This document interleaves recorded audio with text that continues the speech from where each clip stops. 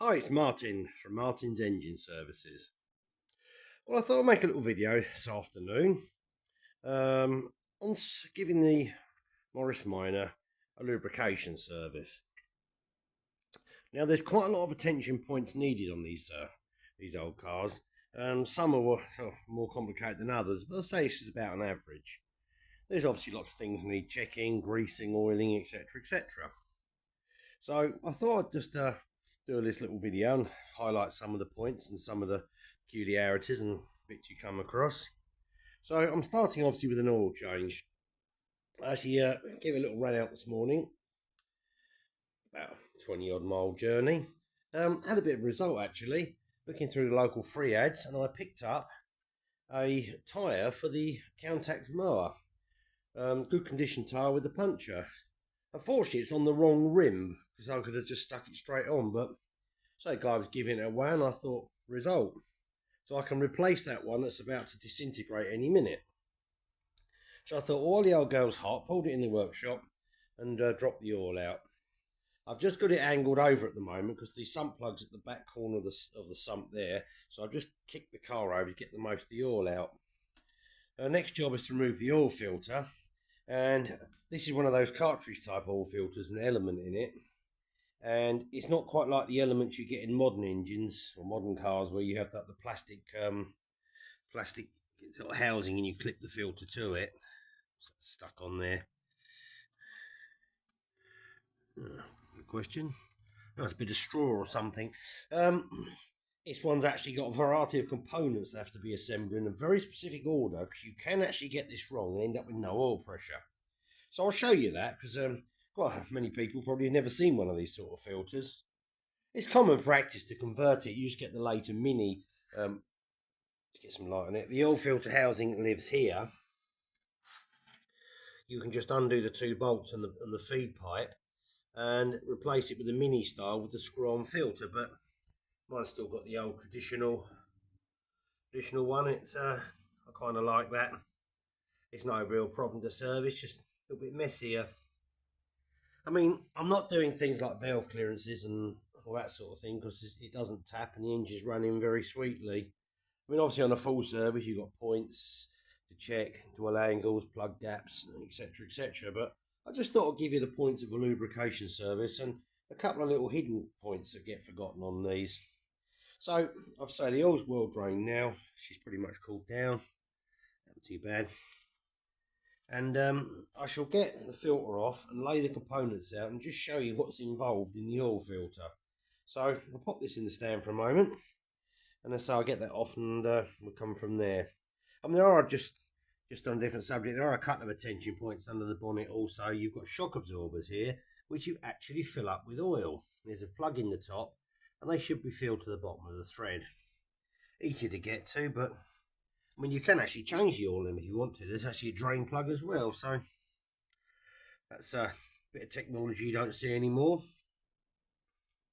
A spot of oil is required in the end of the dynamo. It's another attention point in the engine bay, and a spot of oil down the end of the distributor. The SU carburetor dashpot has oil put in it as well for the damper. Another one you got to check. And I think that's all there is in here. Obviously oil up all the hinges and the pivot points and whatnot. But let me get that filter off and show you what's involved in that and how easy it is to make a mistake. Right, well there it all is in its glory. See the amount of mess it creates, because obviously as you start undoing the bolt through the middle, the pinch bolt, it starts to leak around the bottom and over the top at the same time. So most civilized. This oil's probably done about 2,000 miles, but it doesn't get a lot of running. The oil's still very, very smooth, so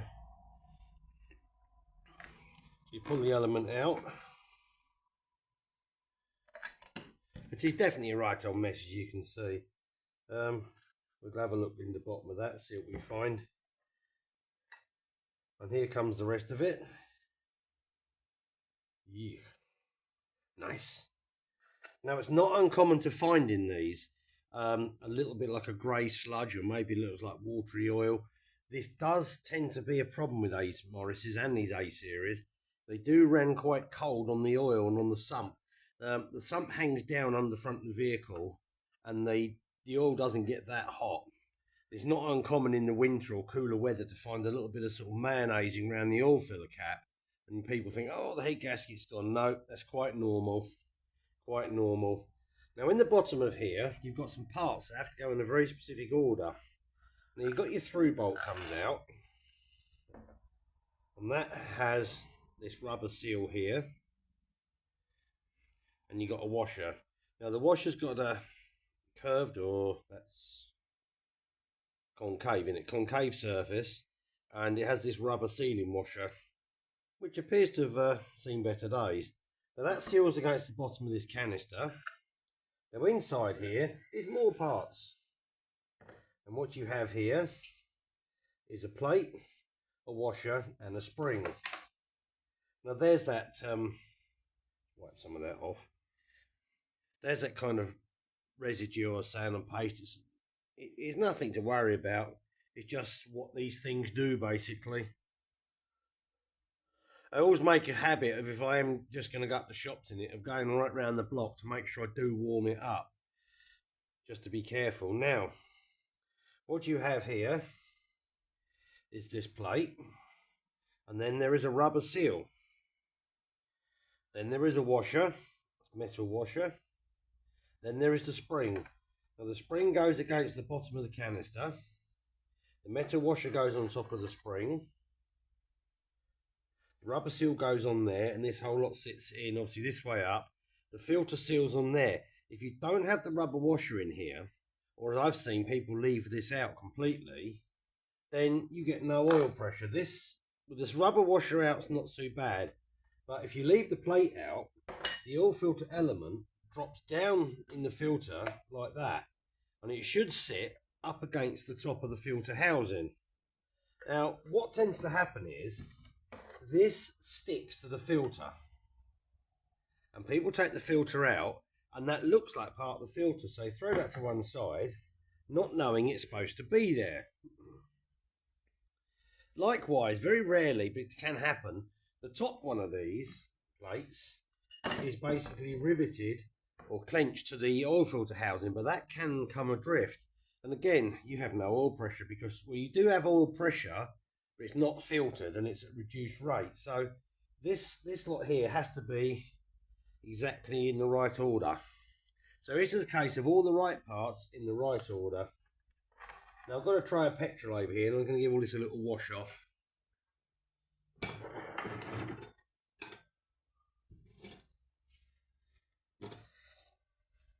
Likewise, give the housing a clean out. It give you a good chance to have a look in the bottom there and see if there's anything nasty going on.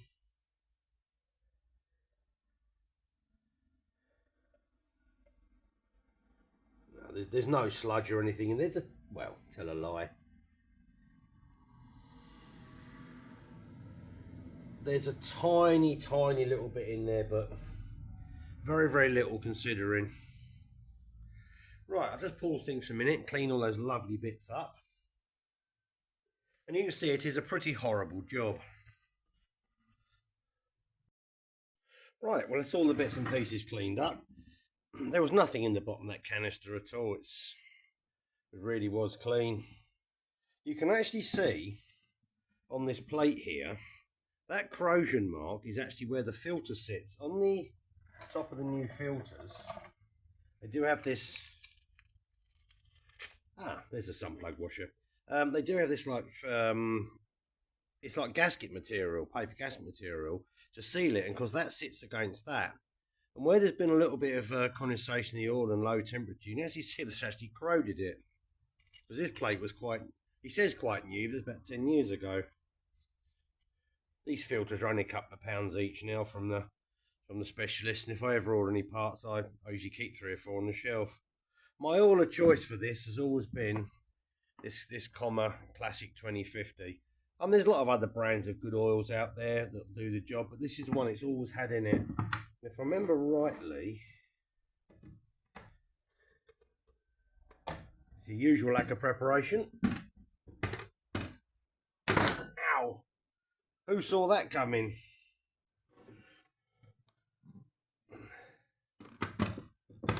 This is the one that's actually, yeah.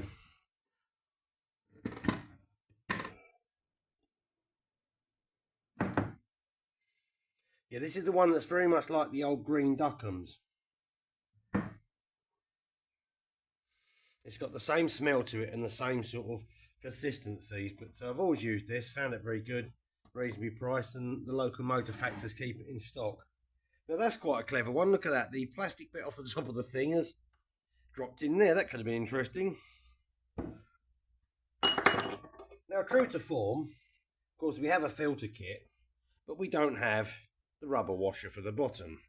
So I'll have to go and have a rummage in my parts department, see if we can find a new one of those. I usually keep things like that in a box full of bits and bobs and quite common things like points, condensers, few suspension bushes, etc. So got a few gaskets and seals, so I'll go and hump one of those out and we can reassemble that little lot.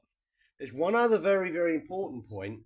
Where this seals onto the filter housing that's still bolted to the car, it does have in the top one of these seals.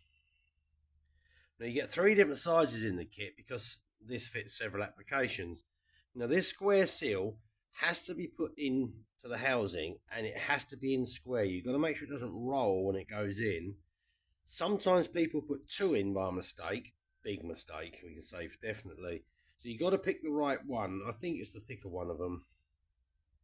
There's also 3 different versions of this filter. This is one made by Perolator, or Perolator, however you pronounce it. There's 2 versions of this, and there's also the Techlimic Jackson, or TJ version. And they have some similar but different parts and a different arrangement of the bowl and bits and pieces and filters. So you could end up with a combination, but this is the more common one anyhow. Right, let's go and find ourselves a rubber washer, and then we can proceed. Well, move things around. Slight failure in the parts department. Couldn't find the right one. However, been rummaging through a box of seals, and we have found a perfect seal for the job. Now these actually are Bosch continuous injection or CIS injector seals. They fit 2.8 Granadas and V6s, Sierras, XR3s. They're the ones that used to clip around the injector and seal it into the inlet manifold. I have no idea how I've got any of those in the box, but we have got some, and that will do the job beautifully. The washer at the bottom here actually has a, slide that up, actually has a cutout in it, or a dish machined in it, so the seal goes into there, and then as this comes down, there's a slight dish on the bottom of there, and it basically squashes the seal into the washer. So that will work absolutely beautifully. So we have an upgrade, folks. So it's a case to put that in there, followed by the spring, followed by the metal washer, followed by the rubber washer, followed by the plate, followed by the filter. There's no up and down on these. They're totally symmetrical, and that's how that little lot works. As it all drops out, make sure we never lost anything. You just make sure it's not, nothing is dropped in the bottom. Right, there's a nice clear decisive picture of this in the workshop manual and on the various parts websites, so it's not a hard one to get wrong, but you could make the mistake. I did actually think I took one apart a long time ago, a scrap engine, where that metal plate was on top of here, and of course there's one on top of the filter as well, so we had 2. Right, I'm going to dig out this O-ring and clean up the housing, and then I'll just put that lot on. Right, well that's that lot all ready to go on now. It was actually the medium sized seal that fitted in. There, it's in pretty good condition, but you know what happens if you leave it, it will leak. Go mad, put a new washer on the sump plug. Not that it's going to make any difference because it's an A series engine or an old British engine, and it will leak off from just about everywhere it possibly can. All you can ever do is slow it down, so it's just the way they are. It's part of the character of it all. I spent hours trying to solve this. I've got it down to just a couple of leaks now, but It is one of them. Annoyingly silly leak this has always had on the top front corner of the engine block on the passenger side is where the oil supply to the cylinder head comes up. And it always leaks a bit of oil just out the corner of the head. The head's flat, the block's flat, but for some reason it leaks and it goes all the way along the side of the block, down the back of the engine and drips out the bottom of the gearbox. And you keep thinking it's a gearbox leak, etc., but no. So it's been like that for the last, I don't know, 4 or 5 years. I ain't touching it. I've given up the fight. So I'm going to stick this back and wrestle this chap back on, trying to keep everything in order. And then we'll put the oil in and that'll be that part of the operation finished. Right, let's pour in some nice new fresh oil. I've always stayed with the 2050. I know some people use 1550, maybe even 1040 or 1040 semi-synthetic, but I've kind of stayed with this as the tried and trusted that seems to do the job. I mean, originally these engines, well, not this 1098, but the original engines would have been 10 grade winter and 30 grade summer before multi-grade oils came along. And then it became 2050 as the sort of universal oil. I'm not a great believer in changing things that like that. I like to stay with what you know works, and I think it's safer. I really do.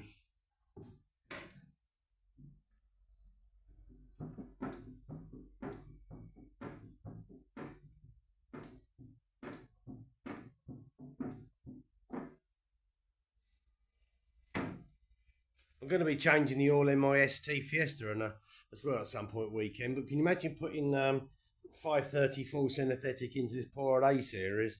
It'd probably start up with no oil pressure. The oil pump would probably go, what's this? And that'll be the end of that. And vice versa. If I stuck the 2050 in the Fiesta, I don't think the oil pump would even know what to do with that. So yeah, it's definitely oils for jobs, and they shouldn't be mixed up.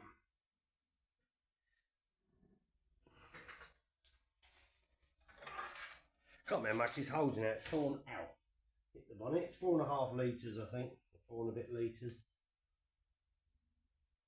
Well, we're coming up. Of course, you can't fill the oil filter up, which is a bit of a pain because it does take a bit of time to get get it all circulated. So you just have to do it a little bit at a time.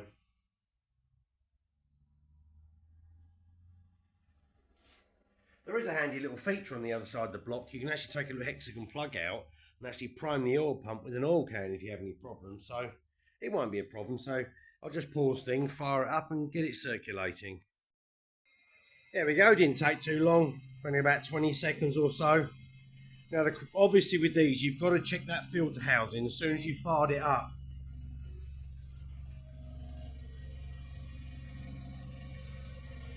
The most obvious problem is around that seal at the top. That's your biggest issue. What I like to do is to warm it up and then keep nipping it up until it won't go any further. The typical sounds of the happy old A series, a bit of timing chain rattle, a bit of tapping noise. I mean, all the rocker shafts was new when the engine was done, the chain was new, but I think it's characteristic, shall we say.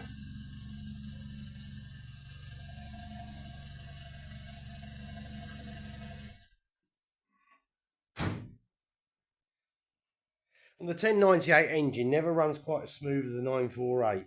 The bottom end on these is actually quite rumbly. They do suffer with a bit of bearing rumble. They just don't seem as nice. They've always been like that. This one's always been quite rumbly from the bottom end, but so nothing bad's ever happened. So, and it does get driven when I get it up the old main road there. She does get up to the national speed limit, no problem, and he does get driven sometimes enthusiastically. Right, let's see how we're getting on.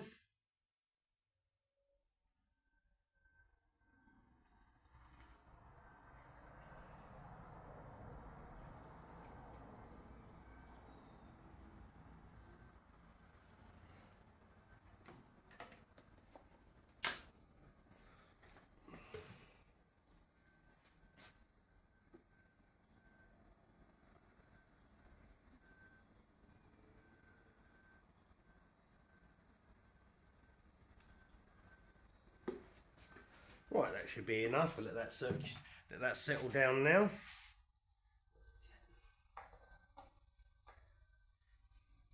Now on the front suspension there is actually 3 grease points each side, upper and lower steering joints or trunnion joints and track rod ends. There's also a hidden one that people don't really always know unless you follow the manual closely, for actually lubricating the steering rack. That's actually hidden. You have to get to that from the inside of the car. And I'll show you where that is and how easy it would be to not to realise it.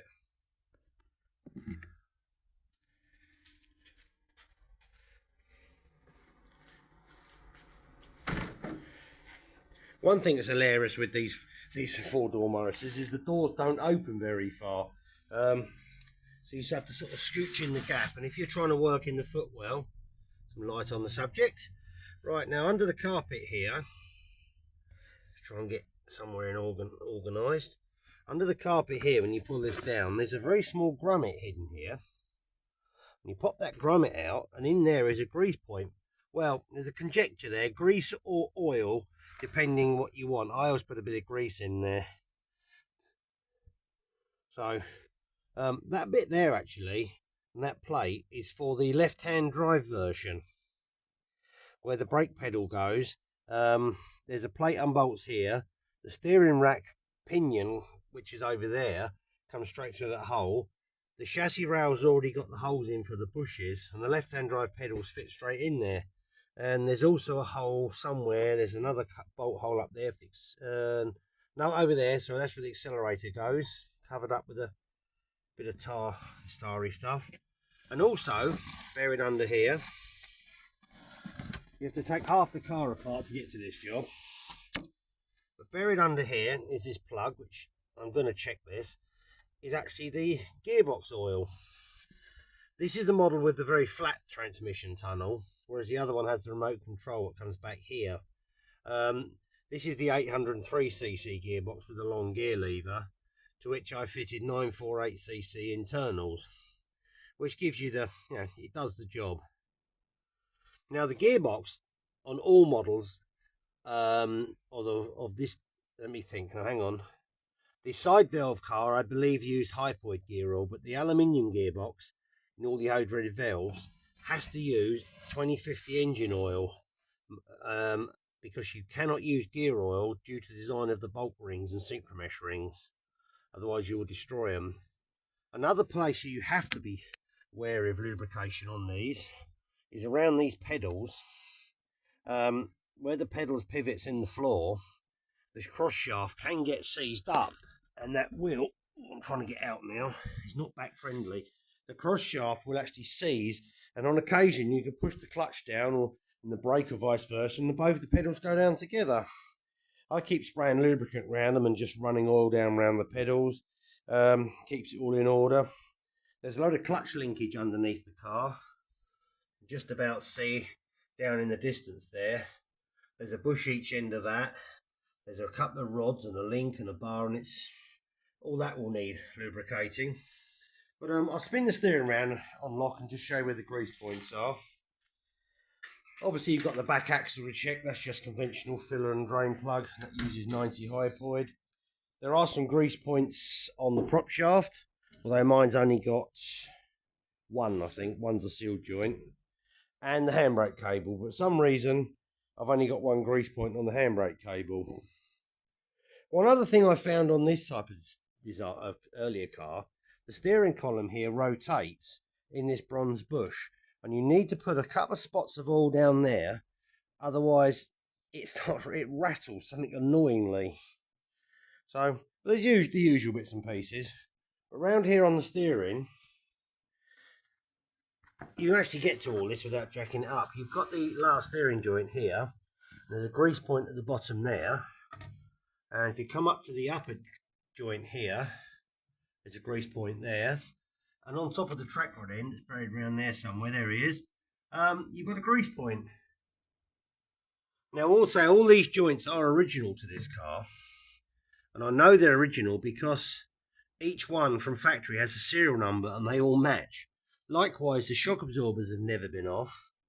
The one on one of the rear ones does weep a little bit of oil, but I'm not too fussed about that.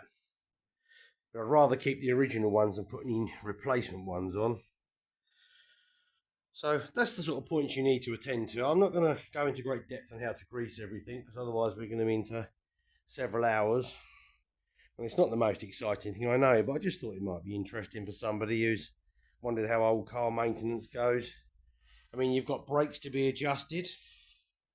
There's 2 adjusters on each front brake, one on the back. There's a separate adjuster for the handbrake cables. None of that needs any attention. I've recently cleaned the front brakes up. The cylinders got sticky, so I know the points and everything are all perfectly good. I mean, there's lots of other attention points if you want to sort of keep going. There's obviously fan belt can be adjusted, but it's all in good order. Yeah, you don't run these too tight because you'll destroy the dynamo bearings. And what else? I mean, this is obviously a top-upable type battery that a lot of these cars would have had, so it's another thing what's doing. There's lots of bits and pieces. But no, I'm not going to go into all that now. I might make another video one day on that. But that's the basics of servicing one. These are doing a lubrication service. There's no wheel bearings to adjust because the front bearings are actually 2 ball races with a nut and a spacer in between, and they're just tightened up to a setting, so there's no adjustment of play this way at all. And as far as I can tell, they're all original. Brake fluid, you can change that. This had a new master cylinder a couple of years ago. I'm not going to be and I have just bled the front through, so I'm not going to touch that. The brakes are superb, it stops very well. I mean, there's hundreds of other things you can go mad with the small oil can. There's all these pivot points here, pivot points there, the little bits and pieces of this, all the door locks, the strikers. So a full lubrication job on one of these is probably about 3 hours if you drain and field everything. The air filter is just a paper disposable type. Some had one that was filled with oil and you had to clean it out. There's no fuel filter fitted absolutely anywhere. You can fit one in this line here. Sometimes the SU fuel pump's not happy about pushing against air. I've just heard and left it like that. Again, it does the job. It does the job. I mean, that's the basics of what you got to maintain on these. So I will check the shocks and bits and pieces, but so it's not going to make the greatest video in the world. So that's the fundamentals of what you need to get to, and just go round on a fairly regular basis. But say if everything was as easy to work on as that, well, to say you don't even have to jack it up really to service it. You can the diff you could even just about reach from under there as well. So I'm going to check all that now anyhow. Still, we're about to run into half an hour, so I think that's more than long enough on a video on how to change the oil and how to maintain your Morris Minor lubricant wise. Oh, here's a quick view of that tyre I picked up. It says it's in pretty good condition. It's got a couple of little splits in it, and it's had a few punch repairs, but it's just a shame it's got the wrong type of design of wheel. It's got like 2 flats on there to drive as opposed to the Woodruff key, which is a shame because I just put it on and painted the wheel. It's had a few of the old wax rope repairs in various places. It's had a few of those, but this is the tyre that's falling to pieces. I did notice the other day that the bead on this side now is doing the same, and on the inside the bead has actually broke all the way. It's actually ripped and it's actually falling apart. So don't look at that. I'll nick the tube out of that and put it on there. So that's what Martin's up to today, and hope you enjoyed the video and a little bit of information on servicing your Morris Minor. If you've got any questions or queries or anything, or any thoughts on it, please drop us a line. I just thought it might be sort of interesting for someone to find out. Anyhow, thank you very much indeed for watching. It's much appreciated, and bye for now.